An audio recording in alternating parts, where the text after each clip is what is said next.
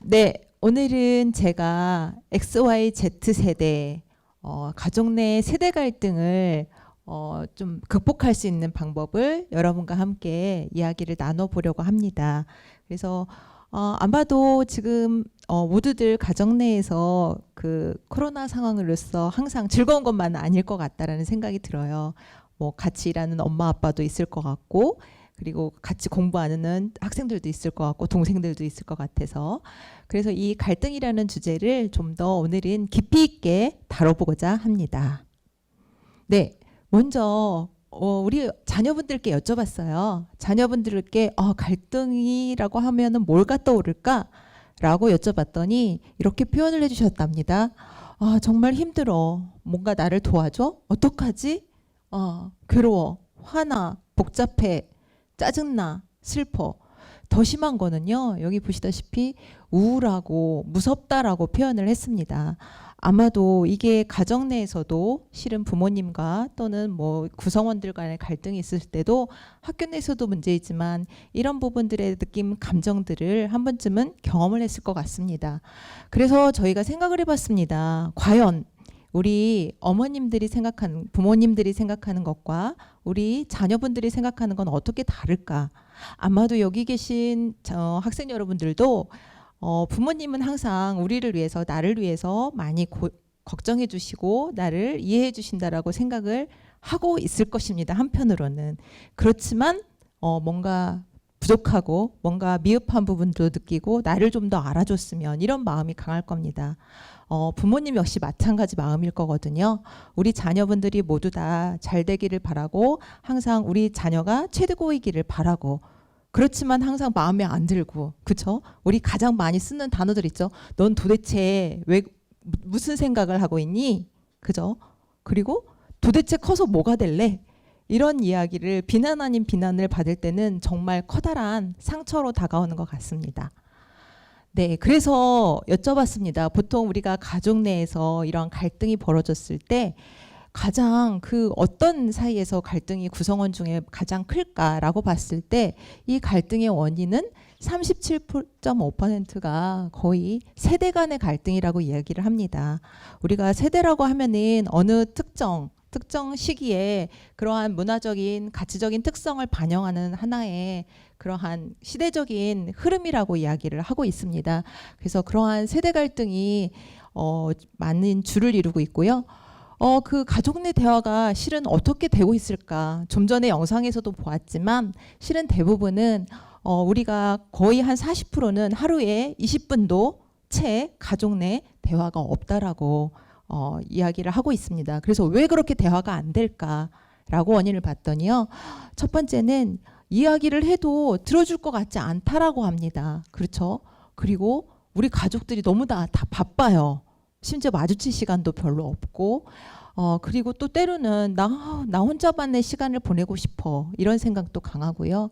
그리고 이야기하고 싶은 주제가 있는데 그 주제가 너무 각각 다 구성원들이 다른 겁니다. 그러다 보니까 가족 내 대화가 단절되고 소통이 달라지는 것 같습니다. 그래서 가족 갈등의 원인들을 우리 전문 가족 갈등이 왜 발생을 할까 저희들이 분석을 해보면요.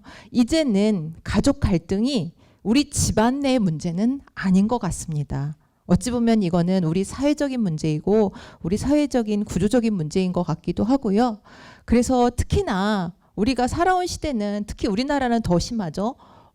너무나 빠른 급속도로 성장을 했고 시대의 변화도 되게 급속하게 진전이 됐습니다.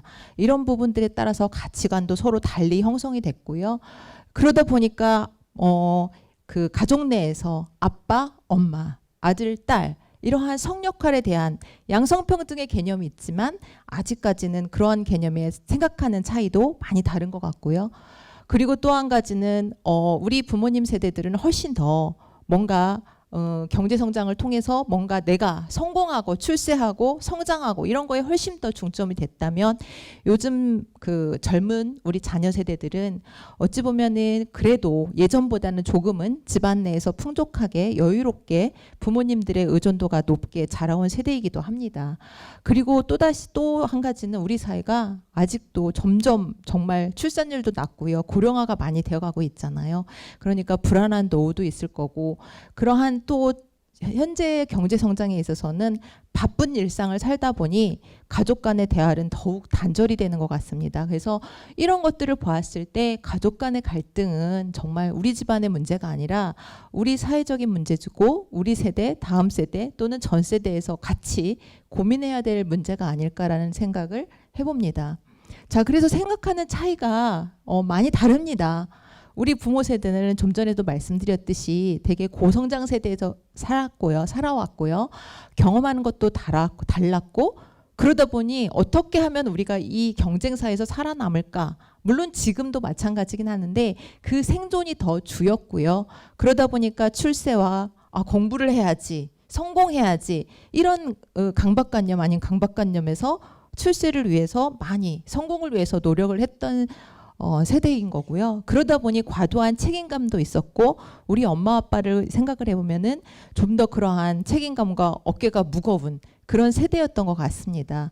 하지만 요즘에 조금 젊은 세대 같은 경우는요, 되게 저성장 사회에서 살고 있죠. 우리가 예전만큼 그렇게 경제가 급속도로 변화하진 않거든요.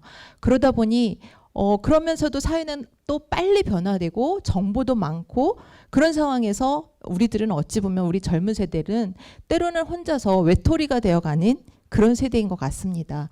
그러다 보니 친구 관계도 되게 어려워졌고요.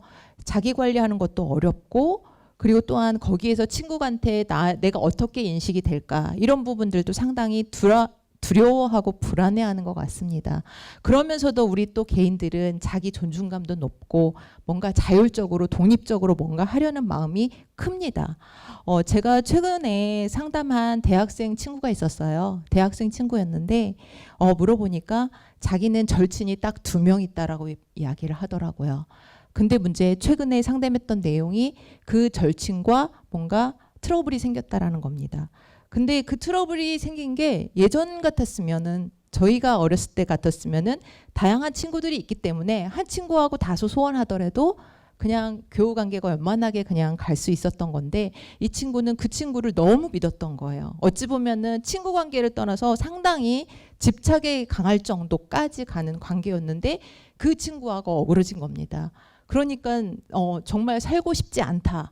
너무 우울하고 불안하고 나의 존재감이 없어 보인다까지 고민을 이야기하시더라고요. 그래서 그런 이야기를 듣고서 정말 우리 친구들이 상당히 어려움이 많이 있구나라는 생각을 하게 됐습니다. 그러다 보니까 부모와 자녀 간에는 이렇게 생활에서 일상에서 부딪히는 것들이 학교 성적 문제, 친구 문제, 뭐 귀가 문제 또는 그러한 어머님, 아버님의 생각과 가치가 다르기 때문에 좀 더 강요당하고 강압적이고 순응하는 그런 태도의 문제, 그다음에 청소하는 문제 이런 것들이 우리 일상에서 우리 세대 간에 많이 부딪히는 문제인 것 같습니다.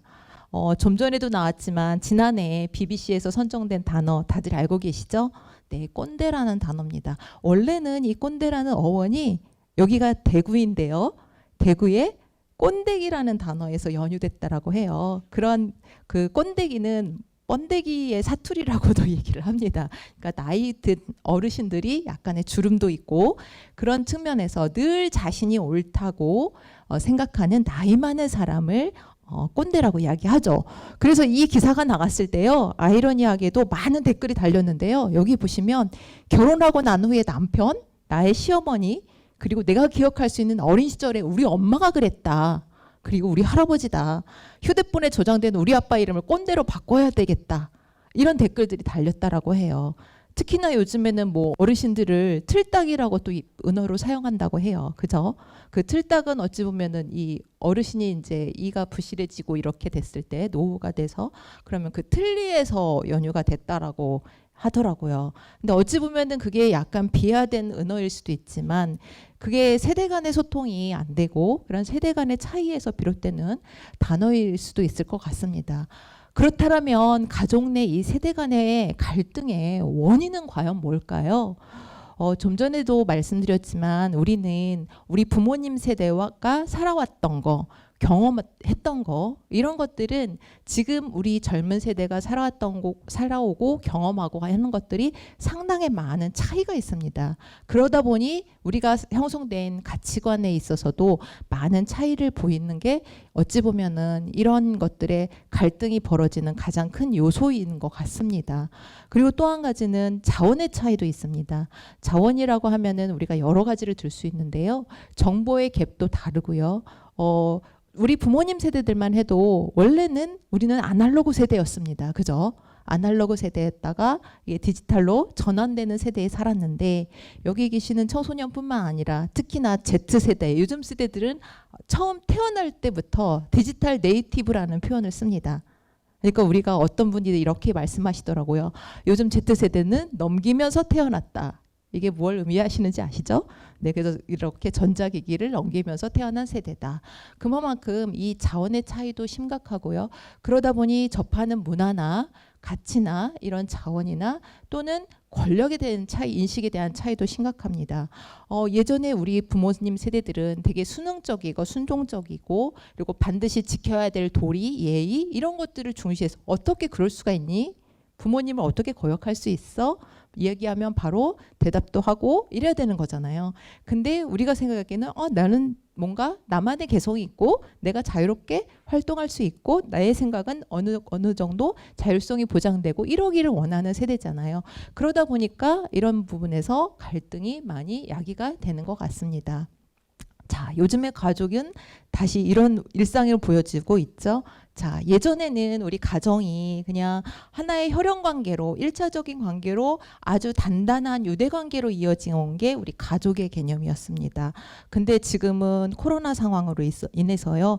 때로는 가정이 일하는 공간, 그리고 공부하는 공간이 돼버렸어요. 예전은 어때요? 공부는 대부분 학교 가서 하거나 독서실 가서 하거나 학원 가서 하거나 그죠? 그리고 일은 어디 가서 해요? 엄마 아빠가 직장에 가서 하거나. 근데 이제 조금은 가족의 개념이 이 가정이라는 공간이 좀 이렇게 다른 개념으로 재발견되는 상황에 이른 것 같습니다. 자, 그래서 전문가인 사티에 교수는 이렇게 이야기를 합니다.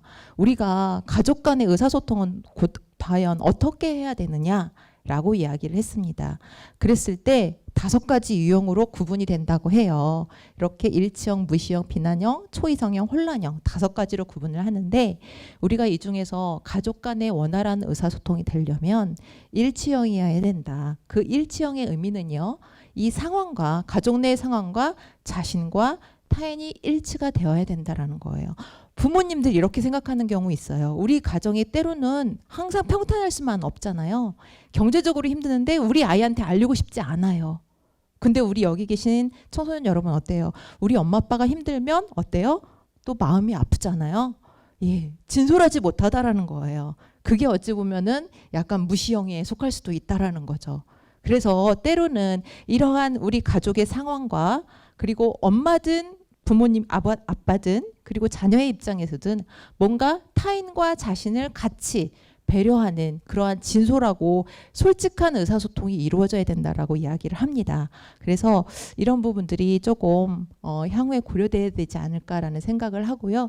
제가 말씀드리고자 싶은 거는 2가지예요. 첫 번째는요. 가족 간 대화의 시작은 사람과 문제를 분리하는 데서 시작을 해야 된다라고 생각을 합니다.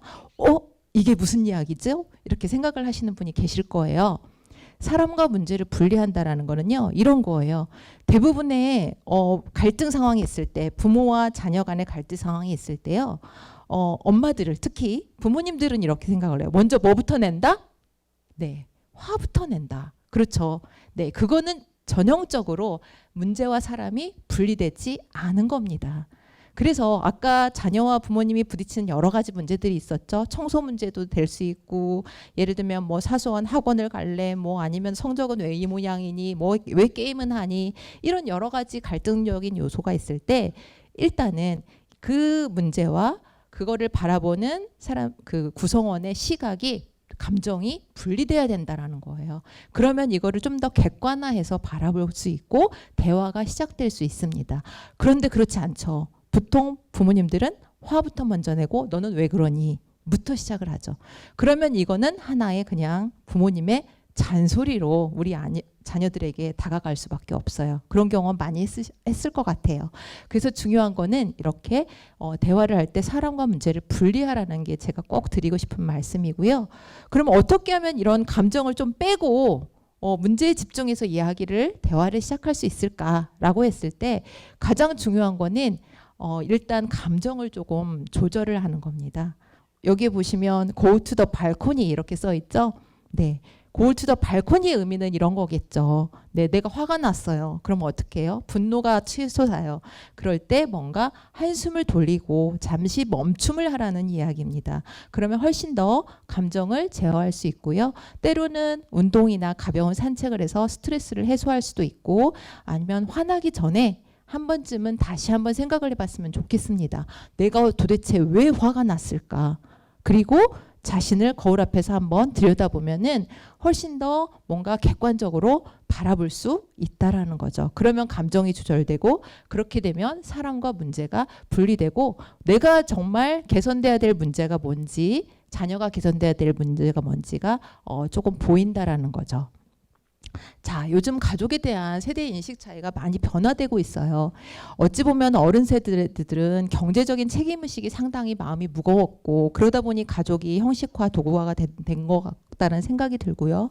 또한 그 가족의 운영을 이렇게 들여다보면은 부모 중심의 수레바퀴형 구조가 되어 있어요. 다 그렇죠. 아빠는 엄마한테, 자녀는 또 엄마한테, 또는 뭐 아빠는 부모는 어느 한 특정인한테 집중되는 그런 구조가 되어 있고요.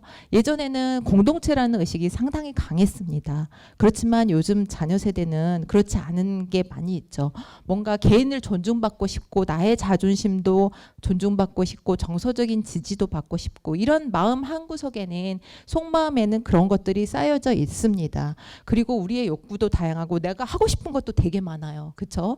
그런 부분들도 있고 상당히 다양하면서도 또 나만의 개성을 추구하고 싶고 뭔가 합리적인 걸 원하고 이런 게 우리 젊은 세대들의 특징인 것 같습니다. 그러다 보니 훨씬 더 나의 삶, 가정에서도의 나의 공간 이런 것들이 중시되는 게 요즘 젊은 세대의 그러한 특징인 것 같습니다. 그래서 이런 부분들을 고려를 했을 때 저는 두 번째로 제시하는 게 요거예요. 마음의 표현입니다. 먼저 첫 번째 우리가 가족 구성원에 대해서 좀 더 알아가는 자리가 됐었으면 좋겠습니다. 제가 종종 자녀분들한테 여쭤봐요. 우리 엄마 아빠에 대해서 얼마나 많이 알고 있을까? 엄마의 아빠의 어렸을 때 꿈은 무엇이었을까? 우리 엄마 아빠가 좋아하는 일본 노래는 뭘까? 우리 엄마가 좋아했던 소설은 뭘까? 우리 엄마가 좋아하는 시는 뭘까? 여러분 다 알고 계실까요? 저도 되게 궁금해요. 근데 또 한 가지 역지사지를 해보자면 과연 우리 부모님은 우리 자녀에 대해서 100% 알고 있을까요? 제가 이렇게 여쭤보면 부모님들이 저는 우리 애에 대해서 너무 잘 알아요. 이렇게 말씀하세요. 그런데 실제 자녀와 대화를 하다 보면은 그렇지 않습니다. 제가 보기에는 어머님이 이해하고 계시는 자녀는 한 60% 될까요? 그 40%의 속마음을 거의 알지 못하고 계세요. 근데 어머님들, 부모님들은 우리 자녀에 대해서 전부 다 알고 있다라고 착각을 하시는 경우가 많습니다. 그 서로의 속마음을 이해하는 게 분명히 필요하다는 생각이 들어요. 그리고 두 번째는 이 서로에 대해서 구성원에 대해서 안다면 다음에는 지지와 공감입니다. 제가 제일 좋아하는 표현이 여기 있어요. 그랬구나. 우리 아이가 이야기를 했을 때 그랬구나 그랬어 힘들었겠네 이렇게 공감해주고 지지해주는 거 마찬가지입니다. 우리 어머님도 똑같거든요. 엄마 아빠도 똑같아요. 엄마 힘들었겠어요. 한마디의 말 한마디가 우리 부모님들은 날개를 펼칠 수 있게 해줍니다. 네, 그리고 마지막으로는 감정의 표현이에요. 저 같은 경우도 저희 아이가 이제는 성인이 되었어요. 그럼에도 불구하고 제가 좀 일찍 퇴근하고 자녀가 늦게 올 경우에는 저는 저희 아이를 항상 안아줍니다. 어른임에도 불구하고 그러면서 등을 도독여주고요. 오늘 또 수고했어. 든든하다, 힘들었지, 이렇게.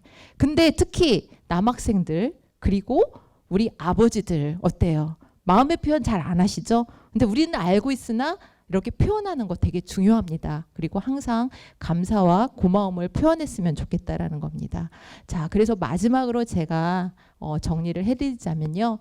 세대를 극복하는 소통은 먼저 인정을 하는 거예요.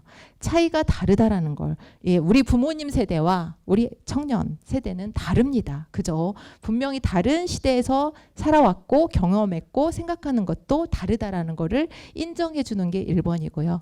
다음으로는 그 이해를 바탕으로 뭔가 충분히 이해하고 공감할 게 필요한 거고요. 그 이해가 되면은 상호 존중할 수 있다라는 생각이고 그 존중은 바로 공감을 낳는답니다. 자, 우리가 대화에서 소통이라는 단어가 되게 중요하다라고 많이들 이야기하죠. 저는 그렇게 생각합니다. 소통. 여기에 소자가 한자로 트다라는 의미라고 합니다. 통은 연결하다라는 의미라고 합니다. 소통이라고 단어를 이야기하면 대부분 통자를 많이 이야기를 하세요. 근데 저는 오히려 이 소자를 더 강조하고 싶습니다. 이제는 우리 가족 내에서 세대를 극복하고 자녀와 부모 세대가 어울러서 공존하기 위해서는 그동안에 막혔던 대화를 이제는 터야 할 게 더 중요할 거라고 생각을 합니다. 그래서 오늘부터 한번 실천을 해보세요. 가정에 돌아가셔서 어머님들은 자녀와의 뭔가 막힌 거를 틀 수 있는 대화. 마찬가지로 우리 자녀분들도 부모님과의 뭔가 대화를 틀 수 있는 물꼬의 계기를 좀 마련을 했으면 합니다. 네, 오늘 저의 강연은 여기까지 마치도록 하겠습니다. 감사합니다.